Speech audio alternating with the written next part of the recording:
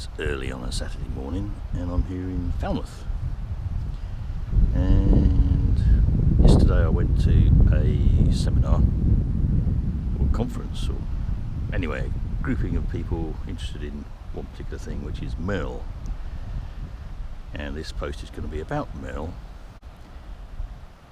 The reason we're here in Falmouth is because it was organised by the Cornish Wildlife Trust and Natural England and various other people.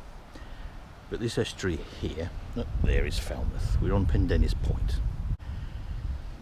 Some of you oldies might remember that lighthouse over there, that's Fraggle Rock, St Anthony's Point. And all up this estuary here, there's huge deposits of Falmouth, probably England's biggest deposits of Maerl. Not Falmouth, this is the Falmouth estuary. And there are huge deposits of Maerl. And over there, St Mawes, and hopefully we're going to be diving that later. And I'll show you some of the Maerl that's there and talk about it. But there's Maerl further up, and there's Maerl in this area here, and out here, and there's Maerl out in this bay here, and in the Helford River, which is over there. But hopefully we'll be going out there a little bit later to the Bizzies, which is another area of Maerl. Maerl is fragile, grows very slowly, and because of that slowness of growth and its fragility, it's vulnerable to disturbance. And what we have out there is, whether you like it or not, there's some disturbance going on. Those two merchant ships, I'm not entirely sure what sort of ships they are anchored, and out there are beds of Maerl. And basically by putting their anchor down, they disturb the seabed and disturb the Maerl. Maerl is a red alga. It secretes a endoskeleton of calcium carbonate, so it captures carbon, does it fairly slowly, and it stores carbon. And I would argue that the storage is long enough term to be called sequestration of carbon. See my video, I'll give you a link in the description. It was done a couple of years ago. But it's vulnerable to disturbance, it's easily broken up, and it's easily covered with silt because it grows so slowly. And if that silt isn't actually carried away at relatively frequent intervals, it basically suffocates and dies. The Maerl beds here are thought to be several thousand years old.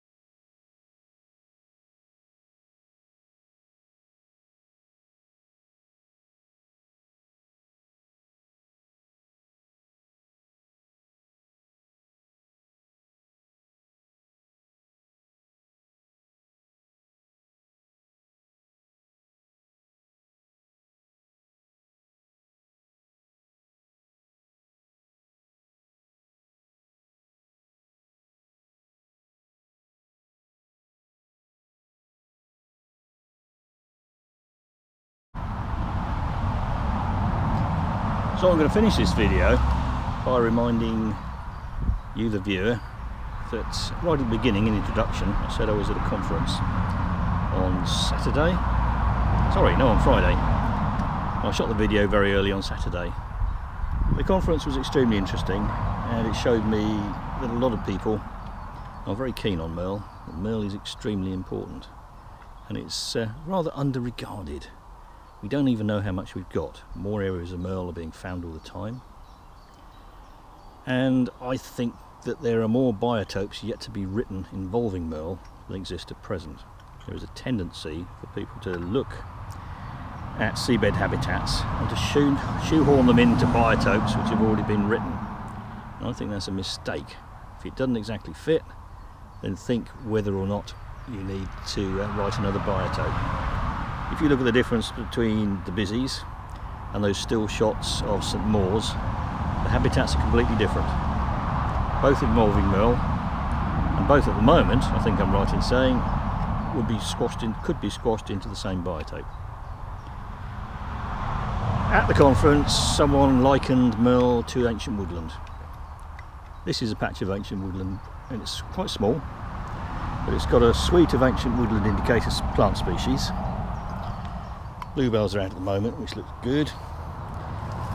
This is wild red currant, which is an ancient woodland indicator in context. There's a big bank here, and if we move back, you can see that there's a huge ash stall here, which is ancient in its own right. Got primrose. Further up through the bluebells, we can't see it from here. I'm not going to walk you through to it. There's early purple orchid. And there's this stuff here, which is also an ancient woodland indicator. And my mind's gone blank about what the name is. But we know a lot less about marine habitats than we do about terrestrial habitats. We know a lot more about ancient woodland, and its importance is extremely well regarded, extremely widely recognised. But Maerl, now not so much. I think we need to do a lot more work on it. And to do that work, not only do you go out and do drop-down stills, drop-down video, towed video, but you need to get people onto it to spend time on the habitat, in the habitat, and look at it and think about it, and then go back and compare notes. And you need to do things like you see me doing, actually dig. And we need to go back at night, because one of the features of Maerl is that it is extremely rich, and there's a lot of infauna depending on what the substratum is. St Maur's, the substratum is mud and muddy sediment. The Busies, it's rock. But at St Maur's, there are a lot of different worm species, and if you go back at night, you'll find more species than are recorded during daytime. In order to do that, we need to spend the time and spend the money, whether it's to support citizen science or to support professionals, in inverted commas, to go out and look and spend time. Because if we don't do that, we run the risk, and it's a very strong risk, that we will make decisions which turn out to be mistaken in the future and which we will regret in the long run. The Busies, for instance, lies outside any protected area at present. So I'm going to end the video there. Thank you if you've watched up to here.